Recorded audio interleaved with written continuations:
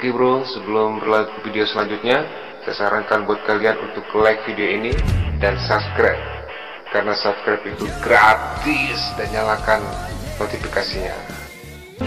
Kalau ada orang yang galau hari ini, orang yang stres, orang yang susah, itu yang masalah bukanlah keadaan dunianya, bukan karena duitnya nggak ada, bukan karena utangnya banyak, karena suaminya marah-marah, bukan karena istrinya cerewet, kemudian dia tiba-tiba jadi galau. Tidak. Yang buat orang itu bermasalah apa? Ketika hubungan hati dia dengan Allah rusak. Ya, orang beriman tuh kalau imannya ada di hatinya, dia happy di mana saja, hatta di dalam api dia bahagia. Nabi Ibrahim ditanya kapan saat terindah dalam kehidupan, wahai Ibrahim? Apa jawabannya? Ketika aku dibakar. Nabi Ibrahim ditanya, ketika dibakar, dalam api itu Allah berikan kebahagiaan. Sayyidina Bilal bin Rabah radhiyallahu anhu ditanya, kapan saat terindah dalam kehidupan, wahai Bilal? Apa jawab Bilal? Ketika aku disiksa di siang hari, di padang pasir dikasih batu sebesar kerbau, kemudian dicambuk siang dan malam. Itu saat ternikmat dalam kehidupan Bilal. Jadi Allah Ta'ala ini kuasa memberikan kenikmatan hatta di saat-saat terburuk dalam kehidupan kita. Jadi, nah inilah hidup sederhana, inilah yang diajarkan oleh baginda Rasulullah sallallahu alaihi wasallam. Sahabat-sahabat banyak yang kaya raya, udah Abdurrahman bin Auf, Utsman bin Affan radhiyallahu itu kaya raya, tapi tak satu orang pun sahabat yang hidup bermewah-mewahan. Semua sahabat hidup simpel, bahagia, sederhana. Mereka makan, minum sederhana, pakaiannya sederhana, rumahnya sederhana, pakaian kendaraannya sederhana. Kalau menikah, pernikahannya sederhana. Hari ini adat istiadat yang dibuat oleh manusia telah membuat banyak orang berzina. Kenapa? Nikah mahal harganya. Siapa yang memahal-mahalkan pernikahan berarti telah memurah-murahkan perzinahan. Sahabat nikah sederhana, makan minum sederhana. Nabi sehari makan, sehari tidak. Kalau Nabi makan tidak pernah mencampurkan dua laut dengan ikan darat, itu nggak pernah dicampurkan. Ikan laut aja, darat aja. Kita hari ini semua ada komplit di meja makan. Kita coba bayangkan, ya. Baju kita, Nabi itu punya baju 2 lembar, 3 lembar saja. Ada baju baru, gamis baru datang, yang lama bagi sahabat. Ya, yang terbaik, yang satu putih disiapkan untuk sholat Jumat, yang 2 pakai hari-hari. Coba bayangkan baju-baju di rumah ibu-ibu semua. Kira-kira ada berapa bajunya? Berapa kamar? Bukan berapa lemari.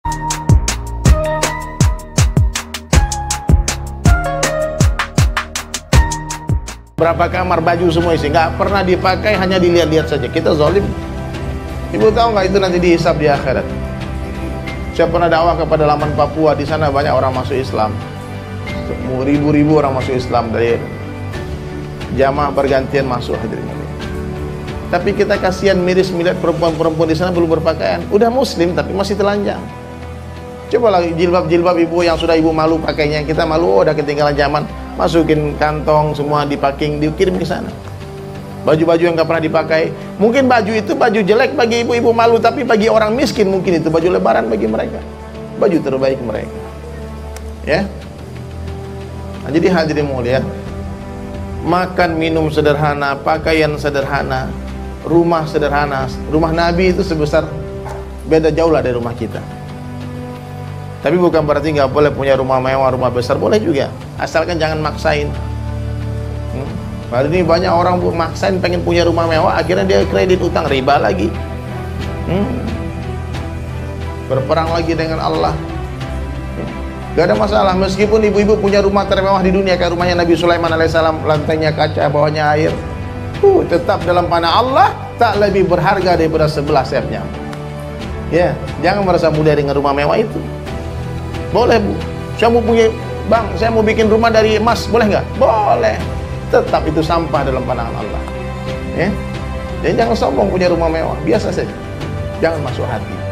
Kenapa kita dianjurkan untuk hidup sederhana? Saya mau kasih tahu, supaya benda-benda dunia tak terkesan dan masuk ke hati kita. Karena barang mewah ini kemungkinan besar masuk hati.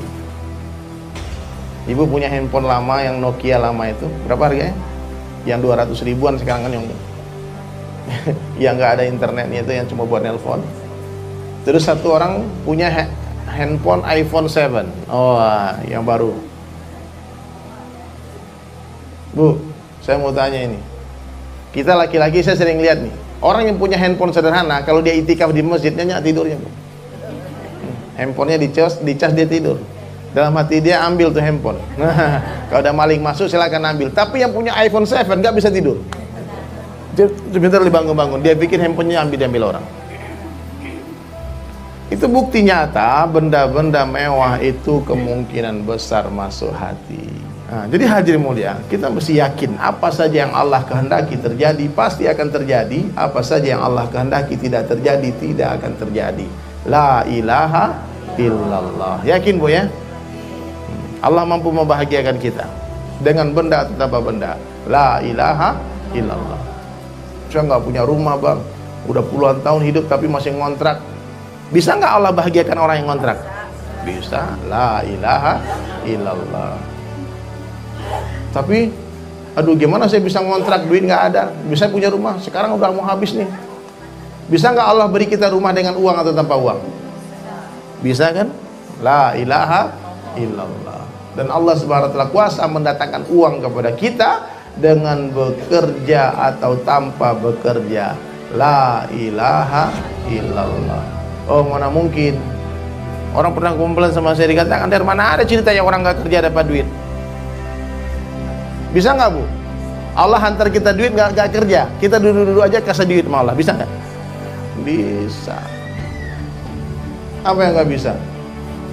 Ini maaf ya mak semua nih kerja di mana nih? Tasnya bagus nih. Banyak cucu-cucu minta duit ke emaknya, ke neneknya, kasih duit. Anak-anak kecil nggak kerja, Allah kasih rezeki.